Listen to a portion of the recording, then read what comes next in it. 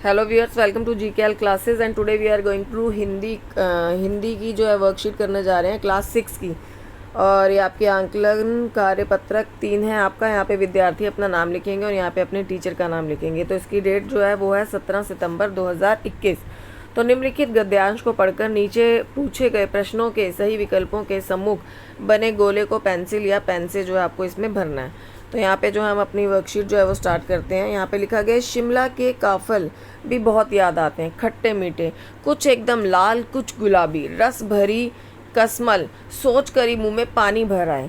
Chestnut एक और गज़ब की चीज़, आग पर भूने जाते हैं और फिर छिलके उतार कर मुँह में।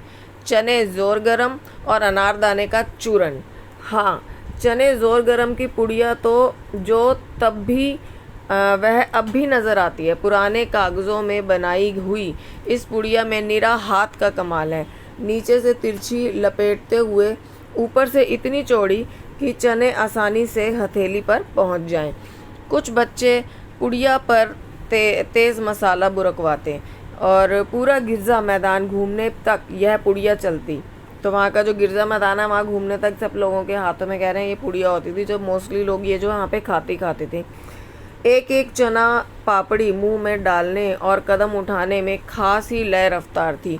छुटपन में हमने शिमला रिज पर बहुत मज़े किए हैं, घोड़ों की सवारी की है। शिमला के हर बच्चे को कभी ना कभी यह मौका मिल ही जाता है। हम जाने क्यों घोड़ों को कुछ कमतर करके समझते, उन पर हंसते। ननिहाल के घोड़े खूब रिष्ट पुष्ट और खूबसूरत, उनकी बात फिर कभी। तो यहाँ पर जो आपका इतना जो है ये अनुच्छेद दिया गया, पैराग्राफ दिया गया। अब आपको जो है इससे रिलेटेड यहाँ पे प्रश्न उत्तर पूछे गए हैं। तो आपका पहला प्रश्न है, लेखिका ने शिमला रिज पर कब मज़े किए थे?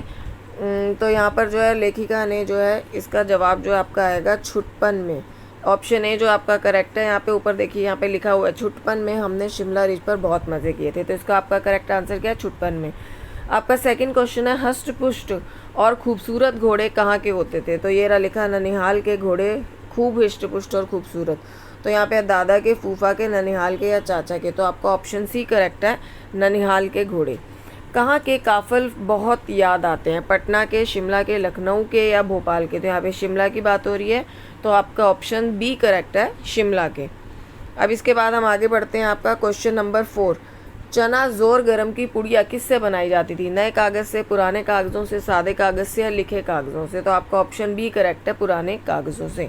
ठंडा शब्द का विलोम शब्द होगा, तो यहाँ पे आपको ठंडा का विलोम शब्द बताना है। सूखा, मुलायम, गीला या गर्म? तो ठंडा का विलोम क्या हो गया? गर्म। खूबसूरत शब्द का अर्थ होगा सुंदर, बेकार, कुरूप या उपयोगी? तो खूबसूरत शब्द का अर्थ ऑप्शन ए है, सुंदर।